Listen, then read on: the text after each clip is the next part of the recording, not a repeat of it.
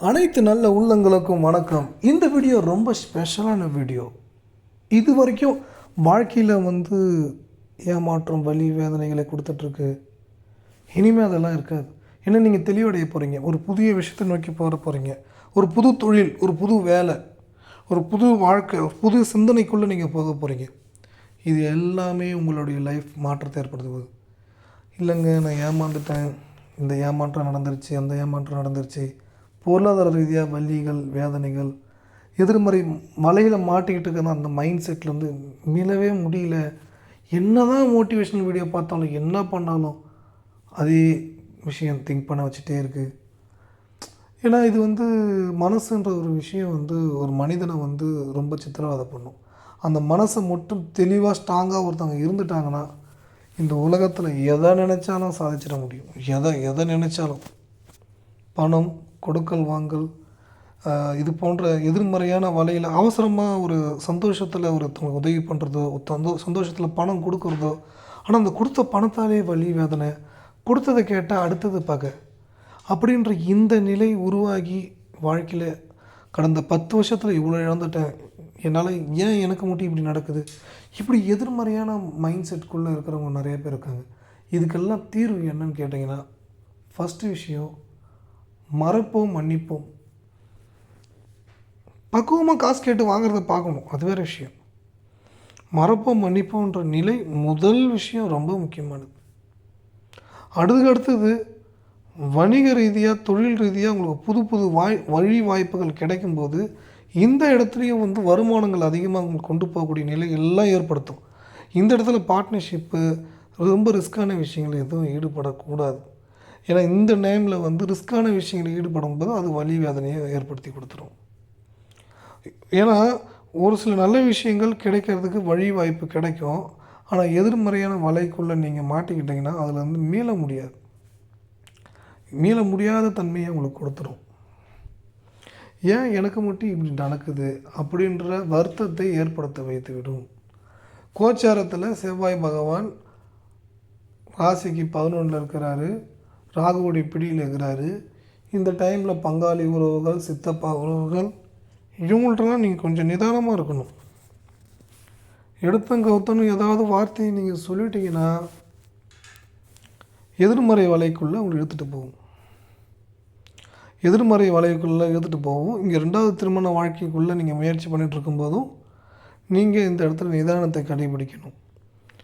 ஏன், எதுக்கு அப்படின்ற அந்த நிலைக்குள்ளே போகாமல் பொறுமையாக, நிதானமாக நீங்கள் கையாளணும். பணம் கொடுக்கறதுலையோ வாங்குறதுலையோ போன்ற விஷயங்களில். அதே மாதிரி முடிஞ்சு போன விஷயத்த திரும்ப பேசவே கூடாது. அவனுக்காக நான் என்னென்ன பணம் தெரியுமா, இந்த பொண்ணுக்காக நான் என்னென்ன பணம் தெரியுமா, இதுக்காக நான் என்னென்ன பணம் தெரியுமா, என் கணவருக்காக நான் என்ன பணம் தெரியுமா, மனைவிக்காக என்ன பண்ணேன், சித்தப்பாக்காக என்ன பண்ணேன், அண்ணன், எந்த உறவுக்கு நீங்கள் ஹெல்ப் பண்ணாலும் ஹெல்ப் பண்ண விஷயத்தை திரும்ப திரும்ப சொல்லாதீங்க.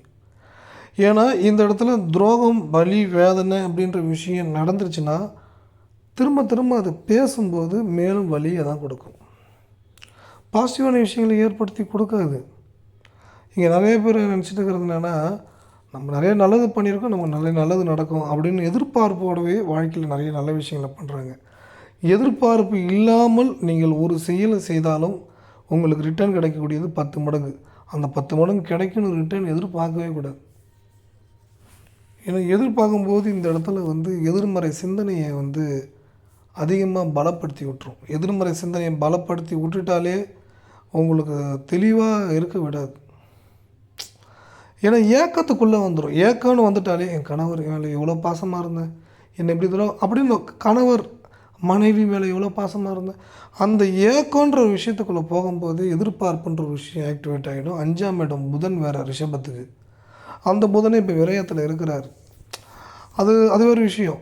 அப்போ இதெல்லாம் 5, 2, 2ன்ற குடும்பம், பணம், 5ன்ற மனசு, காதல், திருமண வாழ்க்கை, முதல் குழந்தை நிலை, இதெல்லாம் எதிர்மறை நிலையில் உங்களை ஆக்டிவேட் பண்ணிகிட்டே இருக்கும். ஏதாவது ஒரு சூழ்நிலை, ஏதாவது ஒரு விதத்தில் மேலும் மேலும் மேலும் மேலும் சிரமங்களை உங்களை இழுத்துக்கிட்டே போகும். சிரமங்கள் இழுத்துக்கிட்டே போனாலே வலி அதிகமாக கொடுத்துருங்க. வலி ஓவராக கொடுக்கும். சில பேர் குற்ற உணர்வும் இருக்கும், தப்பு செஞ்சிட்டோமே, தவறு செஞ்சிட்டோமேன்னு.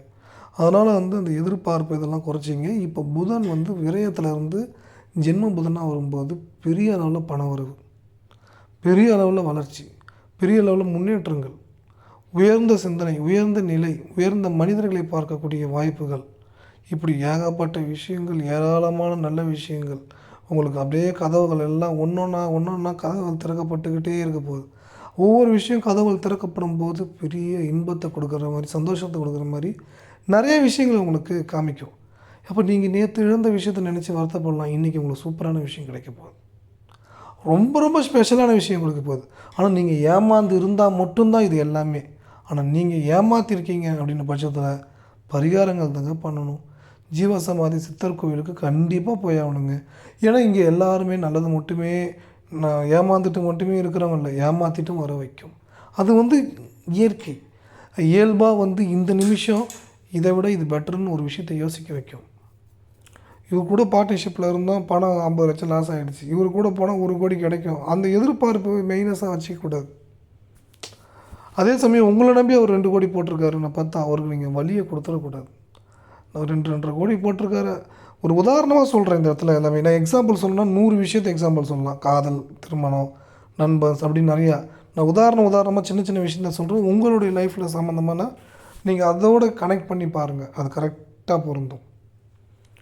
அதனால் வந்து அந்த ஒரு நிலைக்கும் அந்த ஒரு வழிக்கும் இடம் கொடுத்துடாதீங்க.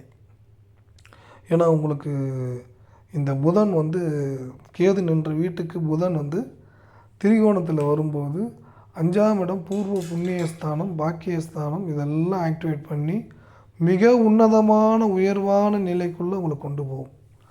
ஏன்னா திரிகோணம், கேதுக்கு திரிகோணம். அப்போ இந்த இடத்துல வந்து நரம்பு சம்பந்தமான விஷயங்களில் முதல் குழந்தையை நன்றாக பார்த்து கொள்ள வேண்டும். இந்த இடத்துல வந்து 2வது குழந்தை ஸ்தானத்தையும் நன்றாக பார்த்து கொள்ள வேண்டும். விரையாதிபதி செவ்வாய் பகவான் லாபஸ்தானத்தில் ராகுவின் பிழியில் மாட்டிக்கொண்டிருக்கும் போது தெளிவில்லாத தன்மையை கணவருக்கும் மனைவிக்கும் உங்களுடைய நண்பர்களுக்கும் கொடுத்து கொண்டே இருக்கும். இந்தமாதிரி டைமில் தான் வந்து பார்த்திங்கன்னா நிறையா தப்பான முடிவு. இதில் போனால் இது இன்வெஸ்ட் பண்ணால் நமக்கு இத்தனை கோடி கிடைக்கும், இதில் போனால் 50 லட்சம் போட்டால் 3 கோடி கிடைக்கும். இந்தமாரி ஆசை வார்த்தையை காட்டும் போது அந்த வலையில் போய் மாற்றவங்க தான் இந்த டைமில் இருப்பாங்க. ஏன்னா ஏற்கனவே புதன் வலுவிழந்தது, இப்போ வலுவிழந்ததுலேருந்து மீண்டு வந்துடுச்சு. அந்த வலுவிழந்த டைம்லேயே நிறையா தப்பான முடிவு எடுத்து காதலில் தோல்வி அடைஞ்சிருப்பாங்க. மனசு வருத்தம், திருமண வாழ்க்கையில் தோல்வி, முதல் குழந்தையோடைய நிலையில் தோல்வி, இப்படி நிறையா தொடர்ச்சியாக வந்து எதிர்மறை வலைக்குள்ளே சிக்க வச்சுருக்கோம். அந்த எதிர்மறை வலைக்குள்ளே சிக்கிட்டிங்கனாலே அதிலிருந்து மீள முடியவே முடியாதுங்க. டெம்பரவரியாக ஒரு சந்தோஷம் ஒன்று கிடைக்குதுன்றதுக்காக குடிக்க முடியாது. ஏன்னா குடிப்பழக்கன்றது வந்து ஏதோ ஒரு மாதத்துக்கு ஒரு வாட்டி, வருஷத்துக்கு ஒரு வாட்டி, அதுவே தப்பு தான். அதோடைய நிலை வேறு. ஆனால் இங்கே டெய்லியும் அது ஒரு சந்தோஷம், 10 நிமிஷம் சந்தோஷம் கொடுக்குது, 1 மணி நேரம் சந்தோஷம் கொடுக்குது. அந்த போதைக்காக போயிட்டு எதிர்மறை விலையிலுமே மாட்டும்போது மேலும் மேலும் எதிர்மறை சக்தி, எதிர்மறை சிந்தனைக்குள்ளே நீங்கள் போய் மாட்டிக்கிட்டு மீள முடியாத ஒரு துயரத்தில் வந்து மாட்ட வச்சிடும். என்னதான் இது நெகட்டிவான பலனாக சொல்லிகிட்ருக்கிறாரு. நீங்கள் அந்த 5ஆம் இடத்துடைய நிலை பூர்வ புண்ணியஸ்தானம், கேது பகவான் அமர்ந்திருக்கிறார் கோச்சாரத்தில். அப்புறம் சுயஜாதகத்துடைய நிலையில் இன்னும் அது ஆப்போசிட் ரியாக்ஷனில் இருக்கும்போது தப்பான முடிவை எடுக்க வைக்கும். அதுக்கு தான் நான் இவ்வளோ தூரம் நான் சொல்லிகிட்ருக்கிறேன். அடுத்தது வந்து இந்த இடத்துல வந்து சுக்கிரன் ஜென்ம சுக்கிரனாக வரும்போது 6ஆம் இடம் ராசியிலே இருக்குது. அப்போ உங்களுக்கு நீங்களே எதிரி என்ற நிலையையும் ஏற்படுத்தும். உங்களுக்கு நீங்களே எதிரி என்ற நிலையை ஏற்படுத்துறதுனால தப்பான முடிவு எடுக்க வைக்கிறது, தப்பான கைட் பண்ண வைக்கிறது, தவறான செயல்களை செய்ய வைக்கிறது. இப்படி இந்த மாதிரியான விஷயங்கள் எல்லாமே ஏற்படுத்திகிட்டே இருக்கும். ஏன்னா அந்த எதிரி கிரகம் பாதிக்கப்பட்டு அது வந்து வக்கர நிலையில் அடைஞ்சி அது வந்து உங்களுக்கு நீங்களே சொல்ல குறிக்கக்கூடிய இடத்துல அமர்ந்திருக்கும்போது அது முழுக்க எதிர்மறை வலையில் இழுத்துட்டு போகும். அந்த எதிர்மறை வலைக்குள்ளே நீங்கள் போனீங்கனாலே மீள முடியாது. சரிங்க, இப்போ நான் என்ன தான் பண்ணுறது? நீங்கள் குலதெய்வம் கோயிலுக்கு போங்க, சித்தர் கோயிலுக்கு போங்க, எல்லாத்துலேருந்து கம்ப்ளீட்டாக கிளியர் ஆகிடுவீங்க. எல்லா விஷயத்துலையும் புது வழி, புது வாய்ப்பு உங்களுக்கு கிடைக்க ஆரம்பிச்சிடும். புது வழி, புது வாய்ப்புகள் உங்களுக்கு கிடைக்க ஆரம்பிச்சிடும்.